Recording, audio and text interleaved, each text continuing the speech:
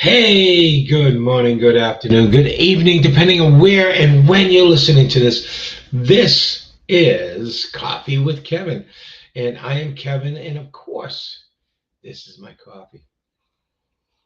Mm, mm.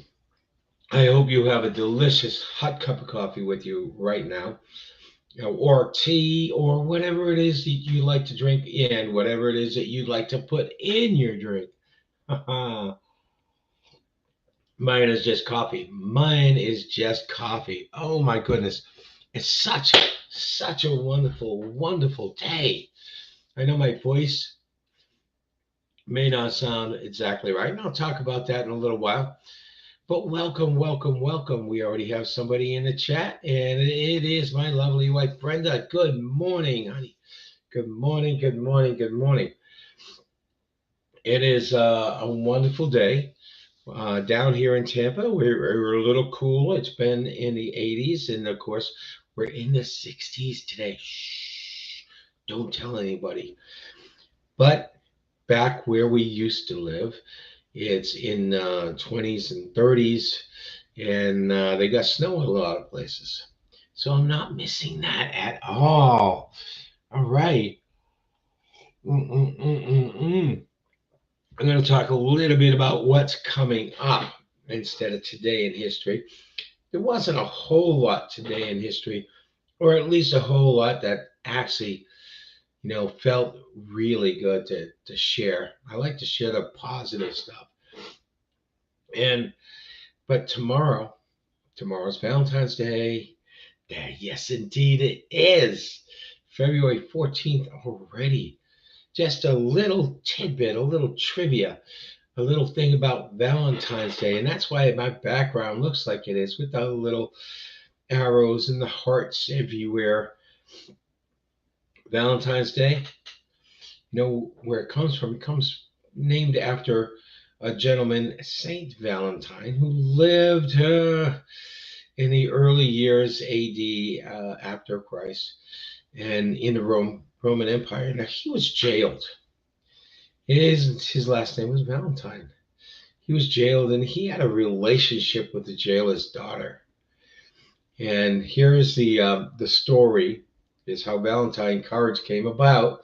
He wrote her a letter from jail, and it said, "From your Valentine." That was his name, "From your Valentine." And so that's why today, Valentine's Day is all about love because he was in love with her, and he wrote this beautiful letter, and we call it Valentine's. Isn't that wonderful? Isn't that a great story? I love these really nice, positive stories that we can have.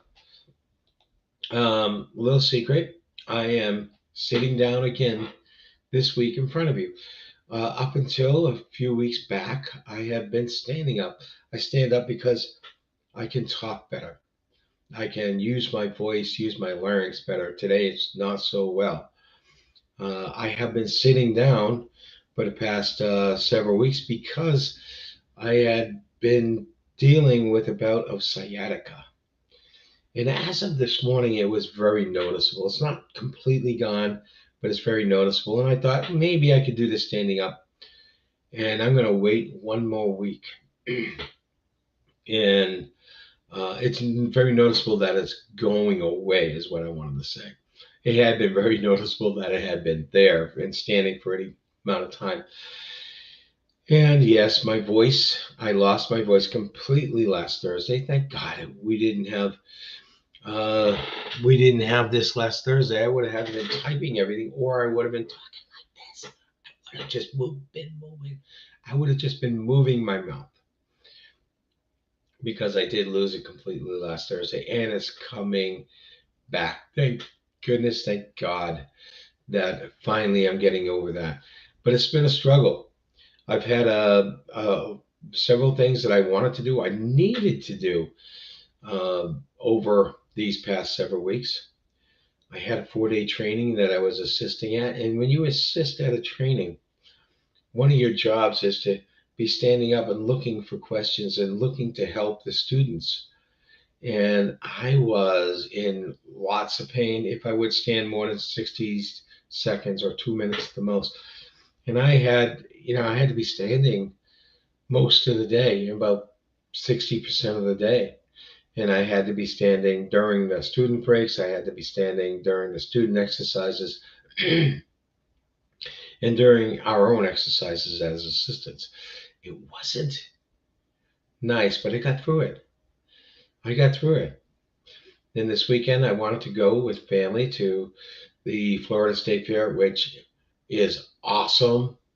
It's not far away. It was incredibly large. It was beautiful.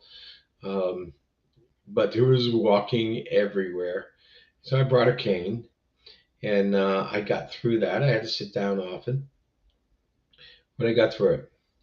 When you really want to get through things, when you really want to do things, when you really need to do things, you can find ways to do it. And that's what our quote today is. I saw this and I loved it. Our quote today, I got to get back to it here. Obstacles don't have to stop you. If you run into a wall, don't turn around and give up. Figure out how to climb it, go through it, or work around it. And I love that quote because that's how I describe what I do, but how I help people. I help people get around, or get through obstacles that are in their life that are stopping them from doing what they want to do or being who they want to be. We all have obstacles to get into our life. We all have obstacles to get into our life. And very often, most of us see the obstacle and we just turn around. Maybe we'll see the obstacle, we'll observe it and say, can we get around it? Can we? And it looks too big to get around, too big to get over, and it certainly looks too big to go through. So we stop and turn around and go another way. But often we go another way and end up somewhere else because we decide the obstacle's in our way. Maybe it's not meant for us to get what we want. Maybe it's not meant for us to get what we want. Have you ever felt like that? Hey, Joan. Joan, Joan, thank you very much for being here. And Joan says there's always a way. And if anyone knows that there's always a way, it's my friend Joan. And my wife Brenda too. She's had so many obstacles in her way. Brenda says persevere. And Bob, good morning. Good morning. So when you see those obstacles, excuse me. By the way, this I see as, hey, I'm getting over this finally. I don't see this as an obstacle. I see this as, I'm getting over this. When you see an obstacle, okay, you don't want to turn around. You want to look at that obstacle and say, okay, how can I get around it? How can I get over it? Or just how can I get through it? That's what you want to do. Find ways to do any of those. Don't let obstacles stop you from going where you want to go, being who you want to be. There are lots of ways to get through obstacles. There truly are. Michael Jordan, who said this quote, absolutely, absolutely knew how to get through obstacles. Michael Jordan says, I've missed 9,000 shots in my career. 9,000! Wouldn't that depress you? Wouldn't that be an obstacle to say, hey, I missed so many shots? He's lost over 300 games. All right. And 26 times he's been trusted, he's been depended on to throw the winning shot, and he's missed. That would get so many people down. They'd say, I don't want to do this anymore. And as Brenda said, persevere. That's what Michael Jordan did. He took this obstacle and he ran these obstacles and he ran right through them and said, I can do better.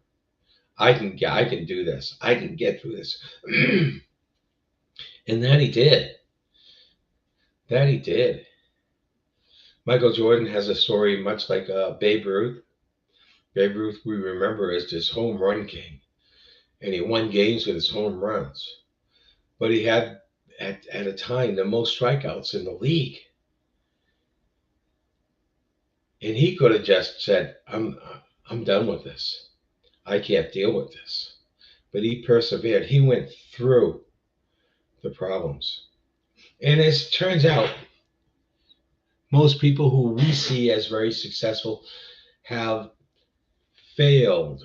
Now, I'll put the quotes on it, the air quotes, have failed many, many times more than us, more than the average person.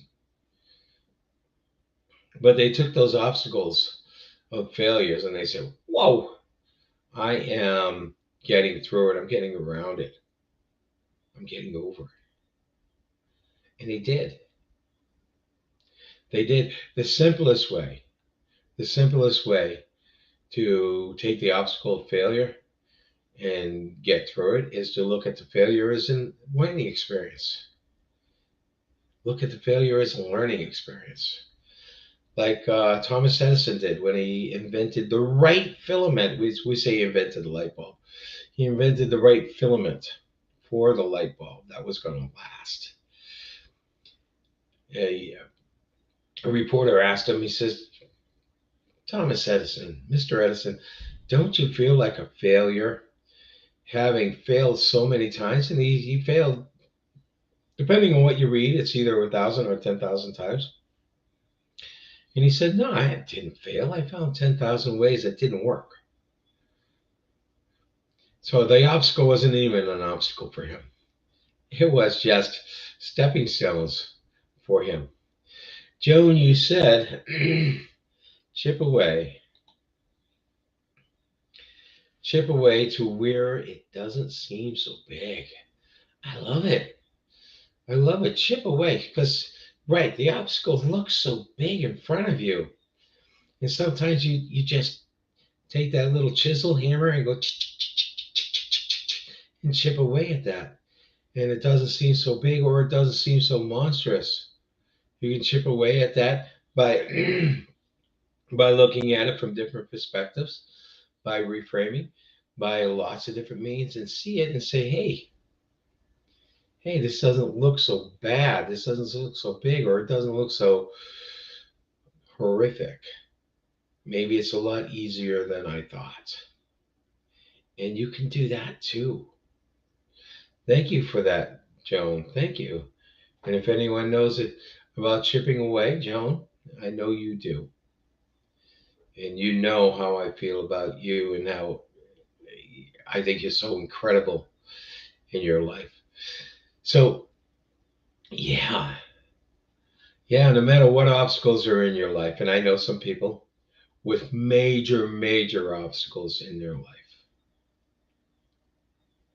And they keep on going.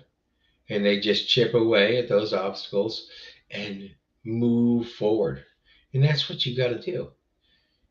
It's what you got to do. Chip away, persevere, and move forward. If you run into a wall, don't turn around and give up. Yeah, some of us run right into those walls. And I often think of Roadrunner. I don't know if you remember Roadrunner. And the Roadrunner would paint these openings in the wall for the coyote, and coyote would smash right into them. Roadrunner would be able to go right through them as if they were openings, because they were openings to him. And the coyote would smash right into him and not be able to go anywhere. You know, those walls aren't real all the time for us. We hit a section of a wall maybe, and we decide, hey, I'm going to turn around and I'm going to go back the other way.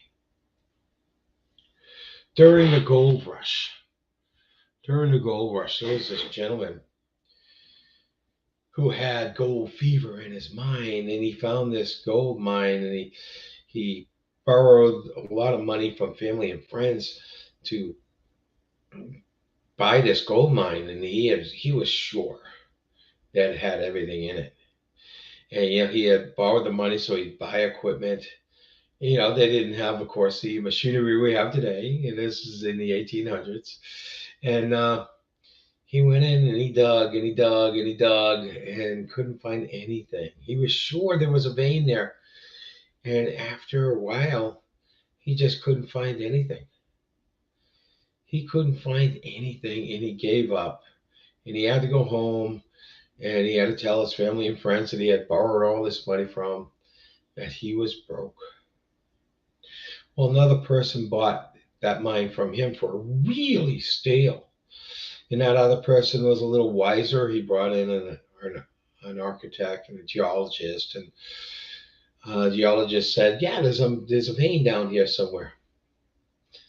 And guess what? He found it 3 feet away, 3 feet away from where the other one had been digging, and it was the richest gold mine in the history of that valley. 3 feet away. So sometimes we have an obstacle and we turn right around and we leave it alone. Where all we had to do is chip away at it and persevere a little longer, and we'd be there. Look at your obstacles. Find ways around them, over them, or straight through them, and you'll be amazed what you're going to get. This has been Coffee with Kevin. Mm-mm-mm. One more thing I want to say. If any of you are interested, if you're practitioners, if you're coaches, if you're hypnotherapists, even if you're therapists or counselors, on March 1st, I am teaching my eye movement release technique, my EMRT. This is, you can only find it in one place because I created it.